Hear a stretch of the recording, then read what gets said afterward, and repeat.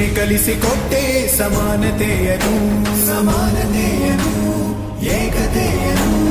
ರಾಷ್ಟ್ರ ಸಂವಿಧಾನಕ್ಕೆ ನೀನೆ ಶಿಲ್ಪಿಯು ನೀನೆ ಕಲಿಸಿಕೊಟ್ಟೆ ಸಮಾನತೆಯನು ನಿನ್ನ ಲೇಖನಿಯ ಬರಹ ದೇಶ ಖರ್ಚನೆ ಒಂದು ಮಾತು ಕೂಡ ಭೀಮ ಗರ್ಜನೆ